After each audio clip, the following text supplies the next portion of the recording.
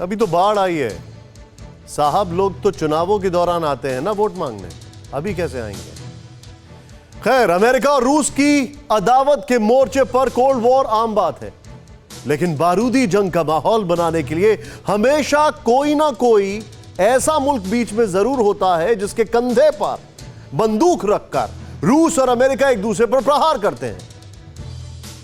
दुश्मनी के इसी मुहाने पर इस बार बीच में है यूक्रेन, जो कभी सोवियत संघ का हिस्सा था लेकिन अब नेटो का एक सदस्य है। इसीलिए रूसी खतरे को महसूस करते हुए अमेरिका ने यूक्रेन में डिफेंस सिस्टम की तैनाती का प्रस्ताव दिया है और इस प्रस्ताव के दूसरे सिरे पर रूस ने वार्निंग जारी कर दी है। इस रिपोर्ट में देखिए दुश्मनी का मोर्चा। रूस और अमेरिका की पारंपरिक अदावत की जमीन अब सुलगेंगे मुल्क तीन।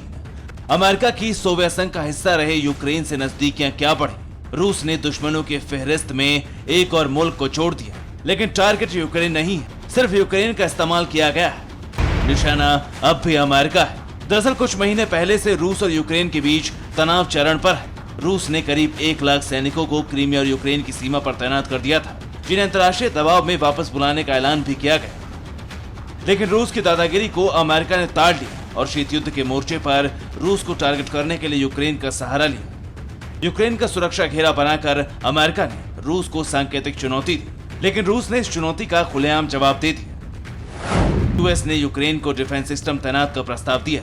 रूसी खतरे को देखते हुए यूक्रेन ने प्रस्ताव स्वीकार किया। रूस ने यूएस के प्रस्ताव को उकसावे की कार्रवाई बताया। रूसी विदेश मंत्रालय की तरफ से बयान जारी कर बाकायदा ये तक कह दिया गया कि अमेरिकी डिफेंस सिस्टम तैनात करके अमेरिका यूक्रेन को अस्थिर करने की तैयारी में। हालांकि अभी तक ये सिर्फ प्रस्ताव है, कोई डील नहीं हुई है, इसलिए खुलासा ये नहीं हुआ कि यूक्रेन के मोर्चे पर रूस की चिंता बढ़ी भी है या नहीं, और ऐसा क्यों, इसे समझिए। यूक्रेन अमेरिका के नेतृत्व वाले नाटो का सदस्य देश है। अमेरिका यूक्रेन में डिफेंस सिस्टम तैनात कर सकता है। अमेरिका के पास थार्ड और पैट्रियट डिफेंस सिस्टम है। अब दोनों ही डिफेंस सिस्टम के तैनाती की संभावना है।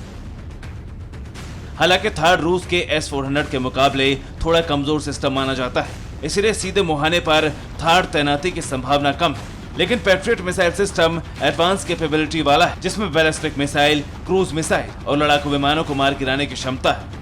इसीलिए मुमकिन है कि पैट्रियट एयर डिफेंस सिस्टम ही यूक्रेन की सुरक्षा के लिए तैनात होगा। Bureau report, TVN Bharatvarsh. फिक्र आपकी, सोमवार से शुक्रवार रात 9 बजे सिर्फ TV9 भारतवर्ष पर।